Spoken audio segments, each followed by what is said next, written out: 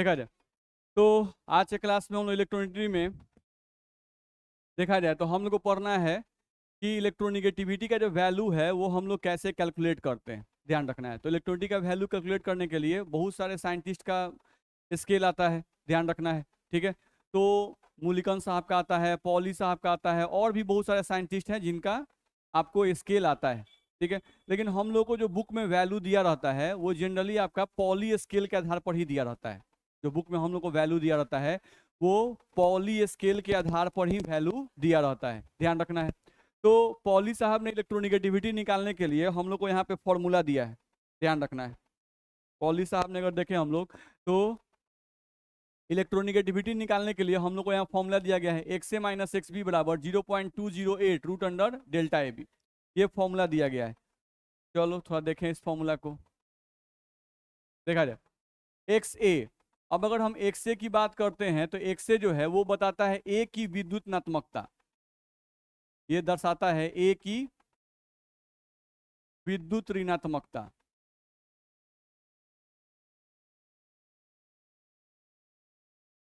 ए की विद्युत नात्मकता ये हम लोग को ध्यान रखना है, ठीक है। अगर एक्स बी को हम लोग देखें अगर तो एक्स बी हम लोग का हो जाता है बी की विद्युत नात्मकता।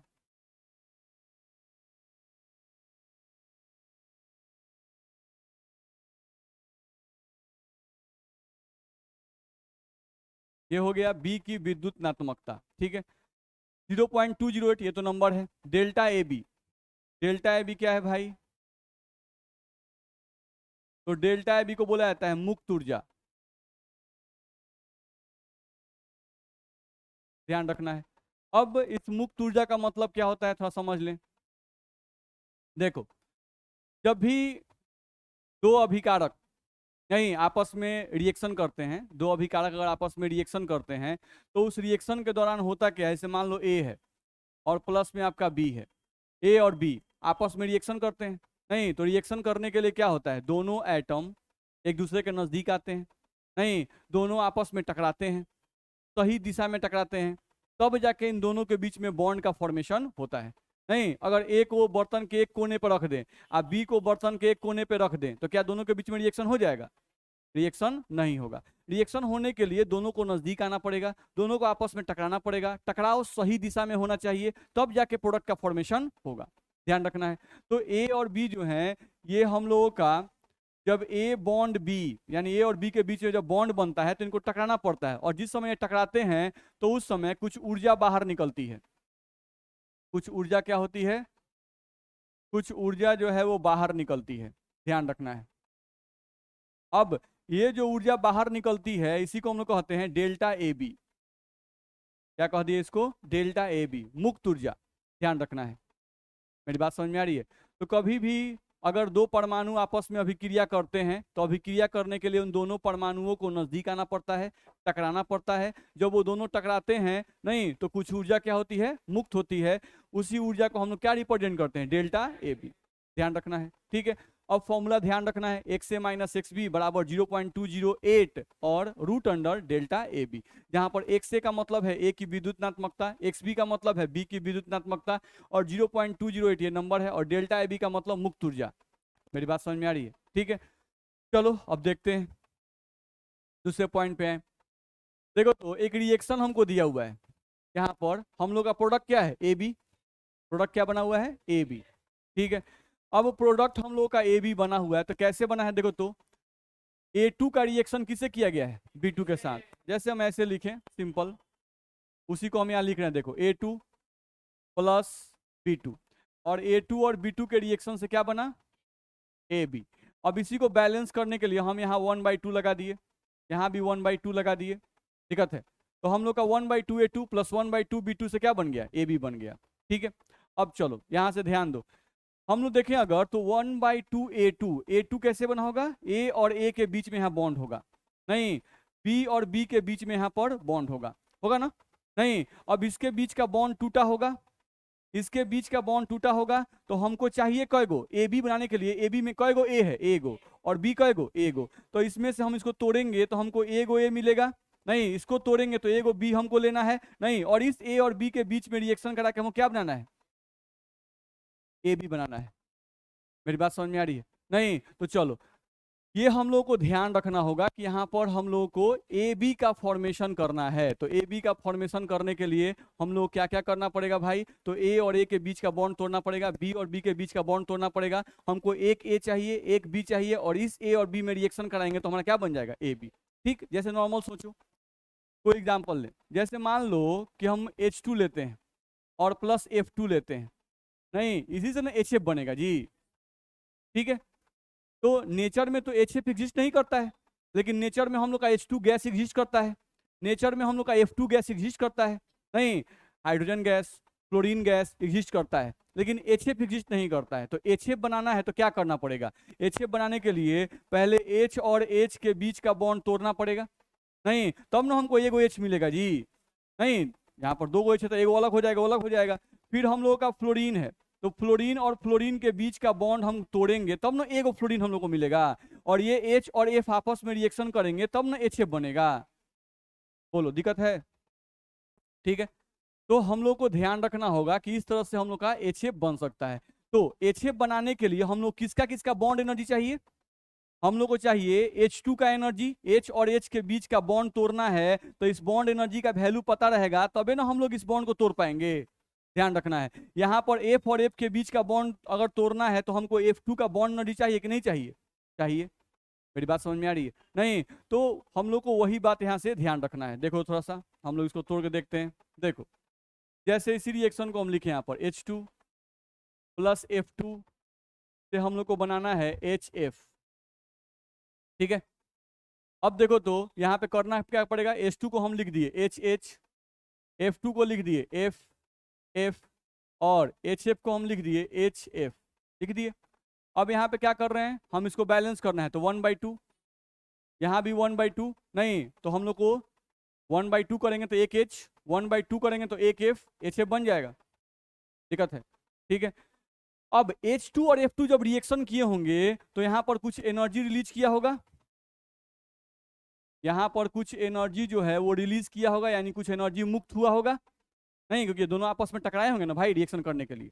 ठीक है, चलो तो यहाँ पर हम उसी को बॉन्ड एनर्जी के रूप में लिख रहे हैं, तो हमको क्या क्या चाहिए? जैसे जैसे है रिएक्शन से उतार रहे हैं, H1/2 बॉन्ड एनर्जी, क्या लिख रहे हैं? Bond energy of HH plus फिर 1/2 बॉन्ड एनर्जी ऑफ FF, चलो बराबर bond energy of HF plus extra energy, ये जो हम लोग का रिलीज एनर्जी है इसी को हम एक्स्ट्रा एनर्जी भी बोलते हैं। तो इधर हम लोग का रिएक्टेंट का एनर्जी बराबर होगा प्रोडक्ट का एनर्जी की नहीं होगा? होगा, कंजर्वेशन ऑफ एनर्जी तो लागू होता है। मेरी बात समझ में आ रही है? तो रिएक्टेंट की एनर्जी प्रोडक्ट की एनर्जी के बराबर होगी, ध्यान रखना है। तो बॉन्ड एनर्जी ऑफ HH 1/2 क्यों किया? क्योंकि हमको एक ही H लेना है। नहीं, हम यहाँ पे 1/2 क्यों कर रहे हैं? क्योंकि हमको एक ही F लेना है, क्योंकि हमको सिर्फ क्या बनाना है? HF बनाना है, 2HF नहीं बनाना है। अगर 2HF बनाना होता तो हम लोग क्या करते? इस 1/2 को मिटा देते, इस 1/2 को मिटा देंगे। मेरी बात समझ में आ रही है? तो हम लोग को 1/2 bond energy of HH plus 1/2 bond energy of FF, नहीं और bond energy of HF plus extra energy, ऐसे लिख सकते हैं कि नहीं लिख सकते हैं? बोलो दिक्कत है? तो अगर हम लोगों को एक्स्ट्रा एनर्जी निकालना है, मेन कहानी यहाँ पर है एक्स्ट्रा एनर्जी पर। अगर हमको एक्स्ट्रा एनर्जी निकालना है किसी भी रिएक्शन का, अगर कोई रिएक्शन दिया हुआ है और उसका एक्स्ट्रा एनर्जी आपको निकालना है, एक्स्ट्रा एनर्जी क्यों निकालना है? क्योंकि हम लोग का जो फॉर्मूला है XA माइनस XB बराबर 0.208 रूट अंडर डेल्टा AB है ना।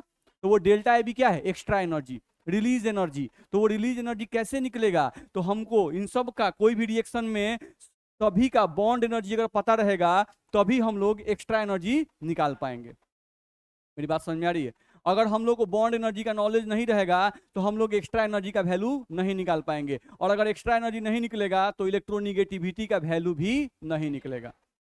ठीक है, चलो देखते हैं। इसी पे आधारित हम लोग का क्वेश्चन दिया हुआ है, उस क्वेश्चन को देखते हैं थोड़ा सा। देखो तो दिया हुआ है हाइड्रोजन परमाणु के विद्युत ऋणात्मकता, EN का मतलब क्या है? विद्युत ऋणात्मकता का मान ज्ञात करें। जबकि दिया हुआ है, क्या क्या दिया हुआ है भाई? देखते हैं हम लोग। तो हम लोग को दिया हुआ है, क्वेश्चन है बॉन्ड एनर्जी ऑफ HH कितना दिया है? 104.2, हम लोग को दिया हुआ है bond energy of F F बराबर 36.6। हम लोग को दिया हुआ है bond energy of H F बराबर 134.6। ठीक है, और फ्लोरीन का तो पॉली साहब ने एज्यूम कर लिया था कितना होता है 4। नहीं तो एक्स एफ यानी एक्स एफ मतलब एक्स मतलब विद्युत नात्मकता, फ्लोरीन की विद्युत कितना मान ली है 4।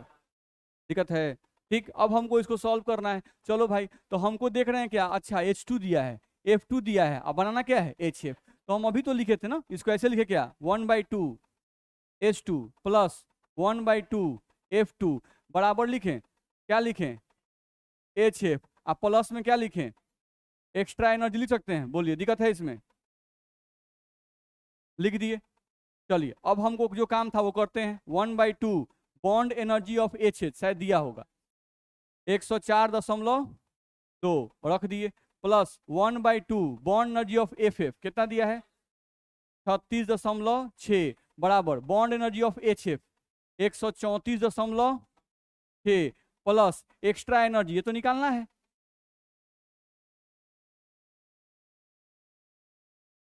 तो इसके मदद से हम लोग को एक्स्ट्रा एनर्जी का वैल्यू निकलेगा कि नहीं निकलेगा, निकल जाएगा।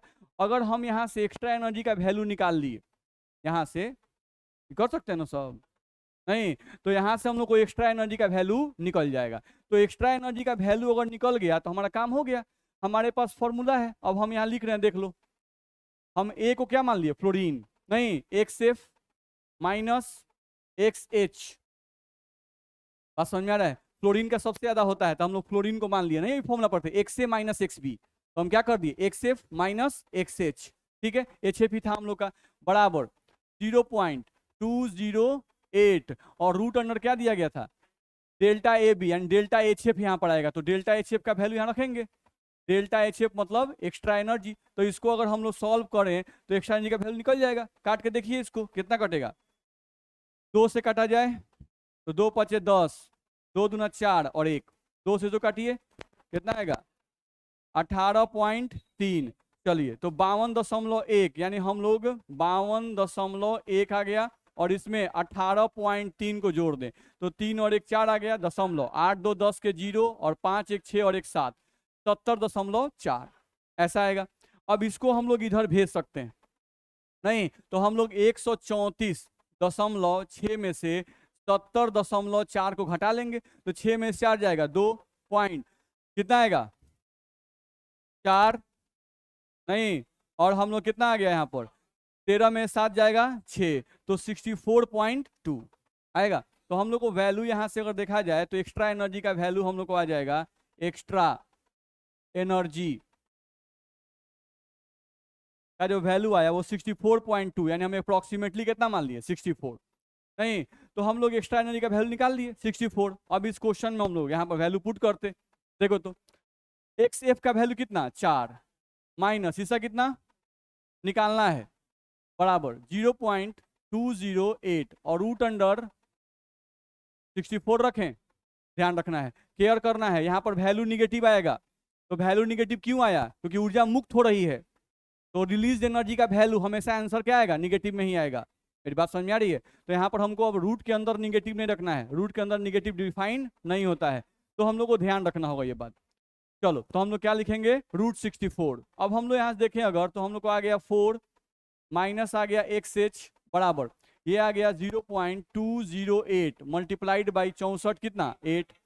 अब इसको मल्टीप्लाई करके घटा के हम लोग एक्स एच का मान नहीं निकाल सकते हैं, निकल जाएगा, नहीं तो यहाँ से हाइड्रोजन की विद्युत नात्मकता निकल जाएगी। तो यहाँ किसके रेस्पेक्ट में निकाला गया, फ्लोरीन के रेस्पेक्ट में, बस में आ रहा है। तो पॉली का जो स्केल था वो फ्लोरीन के रेस्पेक्ट में किसी भी तत्व के विद्युत नात्मकता को निकालने का एक फॉर्मूला दिया, नहीं जो कि फॉर्मूला था हम लोग का x a minus x b बराबर 0.208 root under delta a b, याद रहेगा।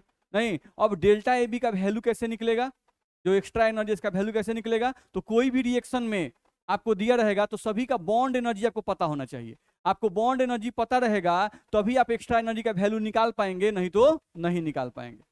बोलिए इसमें दिक्कत है, कर सकते हैं। बॉन्ड एनर्जी दिया रहेगा, अलग अलग बॉन्ड के लिए अलग अलग एनर्जी रहता है, बस में उसका वैल्यू दिया रहेगा। चलिए मूलिकन स्केल ऑफ इलेक्ट्रोनेगेटिविटी, नहीं है। हाँ,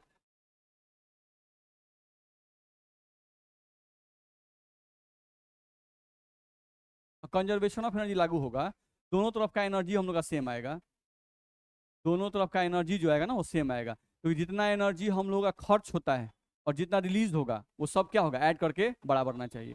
ठीक है, कंजर्वेशन ऑफ एनर्जी हर जगह लागू होता है, conservation of energy, conservation of mass, ये सब लागू होता है हमेशा। रिएक्टेंट का मास, प्रोडक्ट का मास हमेशा बराबर होना चाहिए, तो 9th में लोग पढ़े होंगे थोड़ा बहुत।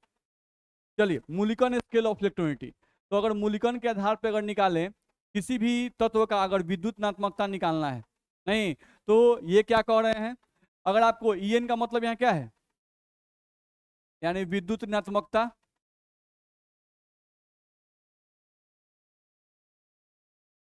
ये है विद्युतनात्मकता, और आईपी क्या है, आयनन ऊर्जा है आपका, ध्यान रखना है। और एई क्या है, इलेक्ट्रॉन बंधुता या इलेक्ट्रॉन गेन एंथैल्पी, इलेक्ट्रॉन लब्धि एंथैल्पी बोल सकते हैं ना। तो कहने का मतलब ये है, या इलेक्ट्रॉन एफिनिटी आप बोल सकते हो। तो यहाँ पर आईपी और इलेक्ट्रॉन एफिनिटी जो वैल्यूज है हम लोग को, इन दोनों को ऐड कर दो, इनका एवरेज निकाल दो, यानी बाई 2, ध्यान रखना है। तो यहाँ पे जो वैल्यू आएगा उसके आधार पर हम लोग इलेक्ट्रोनिगेटिविटी किसी भी एलिमेंट का निकाल सकते हैं। तो आईपी एक्सपेरिमेंटल है, इलेक्ट्रॉन एफिनिटी भी एक्सपेरिमेंटल है। ये दोनों वैल्यू अगर किसी तत्व का दिया हुआ है, अगर किसी तत्व का आईपी का मान दे दिया, इलेक्ट्रॉन एफिनिटी का मान दे दिया, तो हम उन दोनों का एवरेज निकालकर, उन दोनों का एवरेज निकालकर भी इलेक्ट्रोनिगेटिविटी का मान निकाल सकते हैं। मेरी बात समझ में आ रहा है?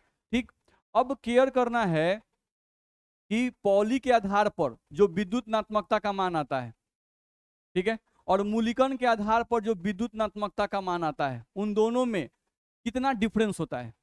नहीं तो उन दोनों में डिफरेंस होता है लगभग 2.8 टाइम्स का। कितना का डिफरेंस होता है? 2.8 टाइम्स का डिफरेंस होता है, ध्यान रखना है।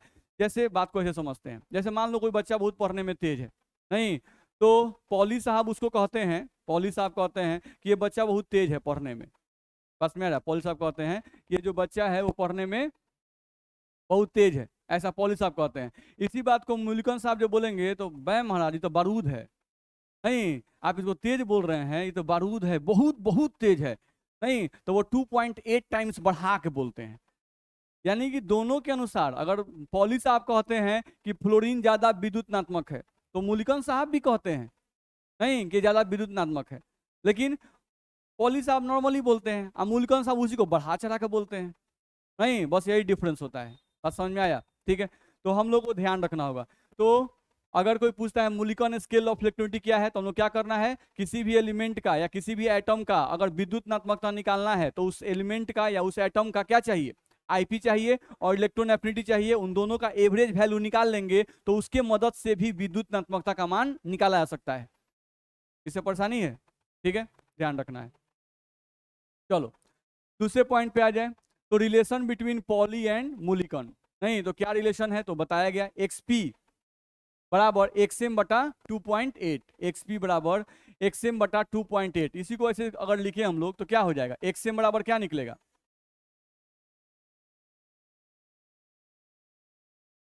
यही ना आएगा। ये एक्सएम क्या है, मूलिकन के अनुसार इलेक्ट्रोनिगेटिविटी, एक्स का मतलब क्या है, विद्युतनात्मकता। तो यहाँ पे हम लिखे अगर एक्सएम का मतलब, इसका मतलब है मूलिकन के अनुसार, मूलिकन के अनुसार, मूलिकन के अनुसार विद्युतनात्मकता,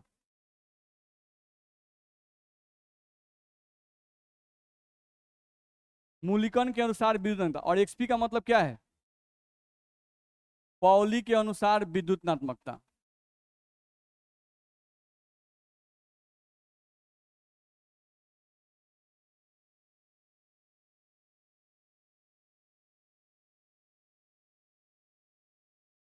बोलो दिक्कत है? तो यहाँ से मूलिकन के अनुसार विद्युतनात्मकता, और यहाँ पर हम लोग को आ गया पॉली के अनुसार विद्युतनात्मकता, ध्यान रखना है। तो इस तरह से हम लोग देख सकते हैं, और कितना का डिफरेंस है, 2.8 टाइम्स का डिफरेंस है, नहीं 2.8 से ज्यादा नहीं है, 2.8 टाइम्स, क्योंकि मल्टीप्लाई है ना, बस में आ रहा है। तो 2.8 टाइम्स, यानी कि मूल्यांकन थोड़ा बढ़ा चढ़ा के बोलते हैं और पॉली साहब थोड़ा घटा के बोलते हैं। नहीं, बस डिफरेंस है ये, दोनों के अनुसार जो तेज है वही तेज है। बात समझ आ रहा है? ठीक है, लेकिन उसी बात को पॉली साहब रिलैक्स में बोलते हैं और मूल्यांकन साहब 2.8 टाइम्स बढ़ा के बोलते हैं। इससे कोई दिक्कत है? ठीक है, तो इस तरह से हम लोग का पीरियोडिक टेबल खत्म हो गया। बात समझ में आ रहा है? तो पीरियोडिक टेबल आपका खत्म हो गया। अब हम लोग केमिकल बॉन्डिंग स्टार्ट करेंगे। ठीक है, तो केमिकल बॉन्डिंग अगले क्लास से हम लोग स्टार्ट करेंगे, ध्यान रखना है। तो पीरियोडिक टेबल का एक टेस्ट ले लिया जाए आप लोग का। अभी थोड़े, मतलब आप कल परसों आप जब भी कहिएगा तो आपका एक टेस्ट ले लिया जाएगा। नहीं तो हम लोग ऐसा करते हैं कि आपका थर्सडे के दिन आपका टेस्ट लिया जाए। नहीं, आप लोग का आज कौन सा दिन है? मंडे, तो आपको टाइम भी मिल जाएगा। ट्यूसडे वेडनेसडे 2 दिन टाइम मिल जाएगा। थर्सडे को टेस्ट ले लेते हैं। ठीक है, तो आप लोग बढ़िया से इसको प्रिपेयर कीजिए। हम लोग अच्छा अच्छा क्वेश्चन आपके लिए चूज करके बनाएंगे। ठीक है, और उसको आप लोग सॉल्व कीजिए। दिक्कत है? चलिए, तो आज कम ही पढ़ते हैं, 10 मिनट पहले ही छुट्टी करते हैं, नया टॉपिक स्टार्ट नहीं करेंगे।